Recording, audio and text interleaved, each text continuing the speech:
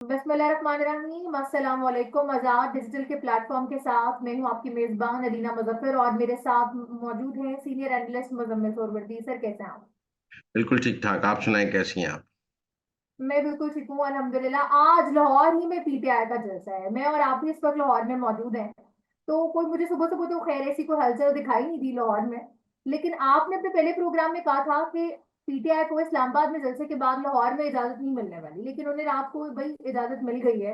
क्या वजह है कि ये एनओसी उनको जो है वो जारी कर दिया गया? कि पहली बात तो ये है कि ये एनओसी जारी करना रियासत की नाकामी है, रियासत की ठीक है। कमजोरी है।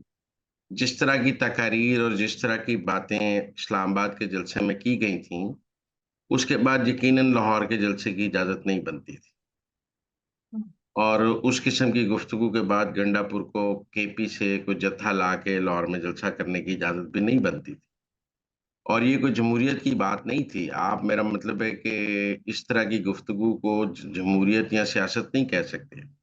आप इसको सियासी दहशतगर्दी कह सकते हैं जो की जाती है। हम इस वक़्त एक पॉलिटिकल टेररिज्म का भी शिकार हैं कि सियासत के नाम पर जो सियासी दहशतगर्दी है, उसका शिकार है। मैं इसको रियासत की कमज़ोरी और नाकामी समझता हूँ जलसे की इजाज़त देना। ये दुरुस्त है कि मीनार-ए-पाकिस्तान की इजाज़त नहीं दी गई और रियासत ने अपनी इज़्ज़त बचाने के लिए उनको मीनार-ए-पाकिस्तान की इजाज़त नहीं दी और जाके उनको काने में एक मवेशी मंडी की इजाज़त दी। लेकिन मैं इसको भी कोई रियासत की जीत नहीं समझता। मैं नहीं समझता कि आपने मीनार-ए-पाकिस्तान की इजाज़त ना देकर रियासत ने अपनी कोई ताकत दिखाई है। हम्म। उस इसकी जो शराइत हैं जलसे की, वो यकीनन इस्लामाबाद वाले जलसे से बहुत सख्त हैं। मसलन इस्लामाबाद कैसे वाले है? जलसों में उन्होंने मुराद शहीद किया, वीडियो पैगाम चलाया। इन शराइत में लिखा है कि वो किसी इश्तिहारी का वीडियो पैगाम नहीं चला सकते हैं। इस्लामाबाद वाले जलसे में हमाद अज़हर ने तकरीर की, इस जलसे में लिखा हुआ है इसमें लिखा हुआ है कोई मफ़रूज़ या इश्तिहारी तकरीर नहीं कर सकता। फिर इस जलसे में ये भी है कि उन्होंने माफ़ी माँगनी है गंडापुर ने, जो मैं समझता हूँ वो नहीं माँगेंगे। इस जलसे की इजाज़त लेने के लिए पीटीआई ने उस वक़्त ये शर्त मान ली और बाद में वो नहीं माँगेंगे तो आप क्या कर लेंगे? कैसे है? तो अब मैं समझता हूँ कि किसी भी सियासी जमात को की जो गुफ्तगू है उसके कायदीन की, वो उसकी सियासत की अक्कास होती हैं और उसकी गुफ्तगू रियासत के बारे में जो है, वो उनका रियासत से ताल्लुक और सोशल कॉन्ट्रैक्ट की अक्कास होती है। अगर एक सियासी जमात पाकिस्तान की रियासत के साथ अपने सोशल कॉन्ट्रैक्ट को नहीं मानती है और रियासत को उस सोशल कॉन्ट्रैक्ट को चैलेंज करती है और रियासत को चैलेंज करती है, तो रियासत को अपनी रिट दिखानी चाहिए। जी। रियासत का कयाम इसीलिए होता है। लिहाज़ा मैं इस जलसे को रियासत की कमज़ोरी और रियासत की ना क जो है रिट की कमज़ोरी समझता हूँ कि ये इजाज़त दी गई। मैं नहीं समझता कि आपने मीनार-ए-पाकिस्तान पर ना देकर को कामयाबी की है। और अगर गंडापुर को वहाँ से पूरा जुलूस लाने की, बारात लाने की, ढोल लाने की इजाज़त है, तो ये फिर मेरा मतलब है कि पंजाब की भी नाकामी है। हुकूमत पंजाब की भी नाकामी है। हमने पॉलिटिकल कॉम्प्रोमाइज़ करते देखा है, 9 मई के बाद देखे हैं पॉलिटिकल कॉम्प्रोमाइज़।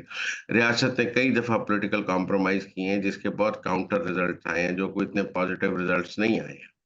इसलिए मैं समझता हूँ कि ये जलसा जो है, इसका बहरहाल रियासत को और हुकूमत पंजाब को नुकसान होगा और ये इजाज़त देना कोई बेहतर फ़ैसला नहीं साबित होगा आगे चल के। अगर किसी का ख़्याल है कि इसके नतीजे में पाकिस्तान में जमहूरियत मज़बूत होगी, नहीं, जमहूरियत कमज़ोर होगी। अगर किसी का ख़्याल है, इसके नतीजे में पाकिस्तान में पॉलिटिकल हार्मनी आएगी, नहीं, इसके नतीजे में पॉलिटिकल हार्मनी नहीं आएगी। अगर किसी का ख़्याल है कि इसके नतीजे में तहरीक-ए-इंसाफ को अकल आएगी और वो कोई सियासी धारे में आने की कोशिश करेंगे, मैं नहीं समझता इसके नतीजे में वो कोई सियासी धारे में आने की कोशिश करेंगे। उनका अपना एजेंडा है और वो उस एजेंडे के मुताबिक चल रहे हैं और रियासत के कॉम्प्रोमाइज़, कमज़ोरी और नाकामी को वो अपने बेनिफिट के लिए इस्तेमाल करते हैं। सर, हुकूमत की कोई पॉलिसी भी तो हो सकती है। आप देखें, इस जलसे का वैसे ही टाइम बड़ा शॉर्ट है, मतलब 3 से लेकर 5 बजे तक 2 घंटे का टाइम उनको जो है वो दिया गया है। मे बी इसमें रुकावटें ऐसी हो या कोई इस तरह की पॉलिसी भी गवर्नमेंट यूज करना चाहे, जैसे लास्ट टाइम भी 7 बजे के टाइम के बाद ही चीजें जो है वो लिंगर ऑन चली थी। तो ऐसा भी तो हो सकता है कि कोई स्ट्रैटेजी हो देखिए, इसके पीछे। तहरीक-ए-इंसाफ को पता है कि अदालतें उनके साथ हैं। मतलब अगर आप कानून तोड़ेंगे तो उन्हें पता है सुबह ज़मानत हो जाएगी, ये कोई ऐसा मसला है। कल एक शो में तहरीक-ए-इंसाफ के रहनुमा कह रहे थे 2-4 पर्चों से अब हम घबराते नहीं हैं। वो इसलिए 2-4 एफआईआर से नहीं घबराते कि उन्हें पता है सुबह ज़मानत हो जाएगी। हमारी हम्म। अदालत पहुंचने से पहले जज जमानत का ऑर्डर लेके बैठा होगा। ये जो अदालती सहूलतकारी है, इसने पाकिस्तान में कानून की अमलदारी खत्म कर दी है। एक सियासी जमात खुद को कानून से मुबर्रा समझती है। वो समझती है कि वो रियासत को गालियां निकाले, वो रियासती इदारों को गालियां निकाले, वो कानून तोड़े, अदालतें उसको रिलीफ देंगी, उसको कोई पूछ कुछ नहीं होगी। वो खुद को कानून से मुबर्रा, अदालत का बिलवड चाइल्ड, और वो समझती है कि वो रियासत को अदालती सहूलतकारी के जरिए शिकस्त दे सकती है। अगर इस्लामाबाद के जलसे में कानून तोड़ा था तो आप बताएं अदालतों का क्या रवैया रहा? अदालतों ने उस पर कोई एक्शन लिया? नहीं, अदालतों ने अगले दिन सबकी जमानतें ली। ऐसे है। हालांकि कानून भी पास किया इस्लाम का कौमी असम्बली और सेनेट ने, उस कानून के बावजूद अदालती सहूलतकारी दी गई और जमानतें हुई हैं। इसी तरह मैं समझता हूँ कि तहरीक इंसाफ अब कानून तोड़ने को मजाक समझती है। तहरीक इंसाफ के नजदीक पाकिस्तान में किसी कानून का कोई वजूद ही नहीं है, क्योंकि उनके नजदीक जज उनके साथ हैं। वो कोई भी कानून तोड़ेंगे, अगले दिन जमानत हो जाएगी। इसमें ऐसी कौन सी फिक्र वाली बात है? और जज हंसते हुए ऐसे जमानत लेते हैं जैसे बड़ा फख्र का काम कर रहे हैं, और उससे जमहूरियत का बड़ा नाम हो रहा है उनके जमानत लेने से। हालांकि पाकिस्तान में कानून कमजोर हो रहा है, जमहूरियत कमजोर हो रही है। इसलिए मैं समझता हूँ कि तहरीक इंसाफ को कानून का कोई खौफ नहीं रहा, और वो समझते हैं कि जैसे 9 मई करके वो सारे बच गए हैं और सब जमानतों पे बाहर आ गए हैं और किसी को सजा नहीं हो सकी, इसी तरह आगे भी अगर वो कुछ करेंगे तो जब तक ये अदालतें हमारे साथ हैं हमें सजा नहीं हो सकती। ठीक हो गया सर। वफाकी काबीना ने प्रैक्टिस एंड प्रोसीजर एक्ट की जो अमेंडमेंट है उसको मंजूर कर लिया है, आप क्या राय रखते हैं सर? देखें, ये पाकिस्तान की अदलिया का एक स्याह चेहरा है जो हमारे सामने आ रहा है। मैं बहुत अफसोसनाक चेहरा है जो अदलिया के अंदर सियासत है, अदलिया के अंदर जो ताकत का तवाज़ुन खराब हो जाता है। देखें, पहले पाकिस्तान का सबसे बड़ा मसला क्या था कि चीफ जस्टिस के बेंच बनाने की जो ताकत थी वो आमराना ताकत थी, और उसके नतीजे में पाकिस्तान में हम ख्याल बेंचों का एक रुझान पैदा हो गया। और हम ख्याल बेंच जो है वो उन्होंने 70-70 मुकदमा सुने और बाकी किसी जज को कोई मुकदमा मिलता ही नहीं था। सारे मुकदमे जो है वो हम ख्याल बेंच सुनता था, और पूरी हुकूमत, पार्लियामान, सबको नजर आया कि इस तरह तो चीफ जस्टिस और 4 जज पूरे पाकिस्तान को हॉस्टेज कर लेते हैं हम ख्याल बेंच से, और कोई और कुछ हो ही नहीं सकता है। वो अपना पॉलिटिकल एजेंडा और पॉलिटिकल स्क्रिप्ट आगे बढ़ाते हैं। नतीजतन ये तय किया गया कि अच्छा यार, ये बेंच बनाने की ताकत एक 3 रुकनी कमेटी को दे दी जाए, जो ऐसे है। 3 सीनियर जजों पर मुश्तमिल हो। अब आप देखें, जब ये कमेटी हुई तो इसमें मंसूर अली शाह और मुनीब अख्तर ने काजी फायज ईसा के खिलाफ बगावत कर दी, और अब ये साबित हो गया कि अगर कमेटी के 2 जज मिलकर बगावत कर दें तो चीफ जस्टिस के खिलाफ तो चीफ जस्टिस होते हुए बेख्तियार हो जाएगा। मतलब फिर तो चीफ जस्टिस का ओहदा ही खत्म हो गया ना। अब आप देखें ना, काजी फायज ईसा की तो बेंच बनाने में से ही खत्म हो गई, उनकी मुशावरत ही खत्म हो गई। मंसूर अली शाह और नहीं मुनीब हुआ है। अख्तर मिलकर जो है वो बेंच बना लेते थे, चीफ जस्टिस से पूछने की जरूरत ही नहीं थी। तो कहीं ना कहीं चीफ जस्टिस का अमल दखल, चीफ जस्टिस का कोई वोट, चीफ जस्टिस की राय की अहमियत बरकरार रहनी चाहिए। हम उनकी आमरीत के खिलाफ हैं, लेकिन हम कोई चीफ जस्टिस के ओहदे को जीरो करने के भी तो हक में नहीं है, एक बैलेंस ऑफ पावर के हक में है। लेकिन ये अदलिया और ये अदालत, जजेस की आपस की सियासत जो है, ये कोई बैलेंस ऑफ पावर कायम करने ही नहीं देती। लिहाजा ये जरूरत महसूस की गई कि किसी न किसी तरह, किसी हद तक तो चीफ जस्टिस को बाख्तियार रखा जाए कि पाकिस्तान में चीफ जस्टिस के ओहदे का तकद्दुस ही खत्म हो जाए। लिहाजा अब तीसरे ऐसे मेंबर है। की ताकत जो है वो चीफ जस्टिस को दी गई है। लेकिन मैं समझता हूं कि बिल्कुल। ये जो बार बार तरमीम करने पड़ रही हैं, ये जाहिर कर रही हैं कि पाकिस्तान के जजेस आपस में भी मिलकर काम नहीं कर सकते। इनके अंदर इतनी सियासत है कि ये एक दूसरे के साथ मिलकर इंसाफ पर काम नहीं कर सकते। इन्होंने लोगों को क्या इंसाफ देना है? इसलिए ये जो अब तरमीम है, ये भी वक्त की जरूरत है। फिर इसमें ये कहा गया है कि केस बारीक से सुने जाएं। बहुत बड़ा प्रॉब्लम है, मेरा मुकदमा 10 साल नहीं सुना जाता, लेकिन एक सियासी जमात जिसकी सहूलतकारी है वो रात को पिटिशन करे, सुबह जज साहब। लिहाजा जजेस का अपना पॉलिटिकल एजेंडा जो है, कोई case out of the return सुन लेते हैं, किसी को नहीं सुनते हैं। 63A की नजरसानी नहीं सुनी जा रही, मखसूस नशिस्तों की नजरसानी नहीं सुनी जा रही। बहुत सारे मुकदमात हैं वो सुनते ही नहीं है, बहुत सारे मुकदमात हैं वो आउट ऑफ द रिटर्न सुनते हैं। लिहाजा ये बारी से सुने, ये बात भी कोई गलत बात की है हुकूमत ने इस ऑर्डिनेंस में? जायज बात है, मैंने केस पहले दायर किया है, मेरा पहले सुना जाना चाहिए। दुनिया भर में ऐसे ही है। अगर अदलिया केस भी इंसाफ की बुनियाद पर, नंबर की बुनियाद पर नहीं सुन सकती तो क्या है?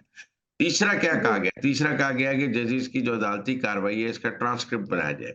अब क्या होता जी। है, जज ऐसे-ऐसे रिमार्क्स देते हैं और उनका फैसलों में कोई ज़िक्र ही नहीं होता। आप हम्म। रिमार्क्स की हेडलाइन दें लेकिन फैसला पढ़ें तो वैसी कोई बात है ही नहीं।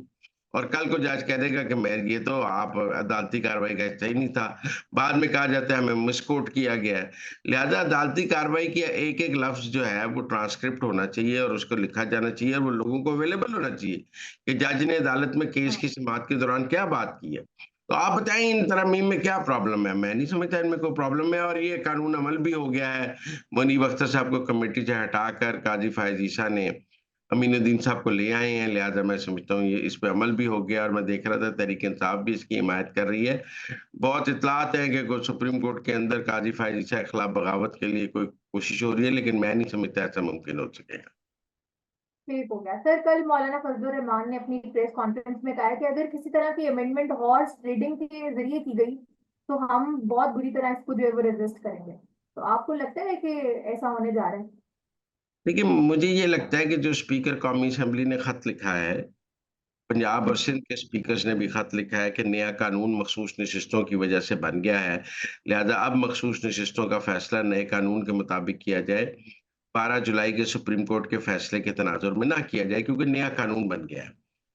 अब जी। केपी के स्पीकर का मौक़िफ़ है कि कानून के तनाजुर में ना किया जाए बल्कि अदालती फैसले के तनाजुर में किया जाए। अब सवाल ये है पाकिस्तान में इस वक़्त जो इलेक्शन कमीशन ने तय करना है कि वो कानून को अहमियत देंगे या अदालती फैसले को अहमियत देंगे। क्या कानून के ज़रिए अदालती फैसला ख़त्म किया जा सकता है? मेरी इस बारे में ये राय है कि आप कानून के ज़रिए अदालती फैसला ख़त्म कर सकते हैं। मैं इसकी मिसाल ये देता हूँ कि आपने नवाज़ शरीफ, जहांगीर तरीन और कुछ लोगों को ताहयात नाअहल किया, ये अदालती फैसला था। उसके बाद आपने एक कानून बनाया जिसमें ताहयात नाअहली ख़त्म कर दी, तो इन लोगों की ताहयात नाअहली ख़त्म हो गई ना। इसका मतलब जो कानून है वो अदालती फैसले के ऊपर आ गया और कानून के जी। बनने की वजह से अदालती फैसला ख़त्म हो गया। इसी तरह अगर आज मुल्क में कई लोगों को फांसी की सज़ाएँ हों अदालती फैसले की नज़र में और पार्लियामेंट कानून बना दे कि फांसी ख़त्म की जा रही है, तो फिर लोगों की फांसी की सज़ाएँ ख़त्म हो जाएँगी। तो इसलिए मेरी तो ये राय है कि कानून जो है वो अदालती फैसले के ऊपर को सुपरसीड करता है और जो पार्लियामेंट ने मखसूस नशिस्तों के हवाले से कानून बनाया है, वो 12 जुलाई के फैसले को नल एंड वाइड करता है। और इलेक्शन कमीशन को उस कानून के तनाजुर में जो स्पीकर कौमी असेंबली ने उन्हें खत लिखा है, पंजाब और सिंध मखसूस नशिस्तों का फैसला करके हुक्मरान इत्तेहाद को मखसूस नशिस्तें कानून के मुताबिक देनी चाहिए।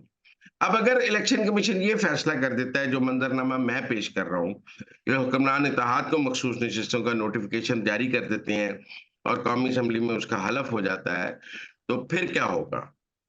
फिर तो हम्म। शायद मौलाना की वो कास्टिंग वोट वाली वैल्यू उतनी अहम ना रहे और अगर सेनेट के हाँ। इलेक्शन जो उन मखसूस नशिस्तों तो इसलिए मेरे ख्याल में कहीं न कहीं ये गेम हो रही है कि मौलाना को बताया जा रहा है कि आपकी कास्टिंग वोट खत्म भी हो सकते हैं।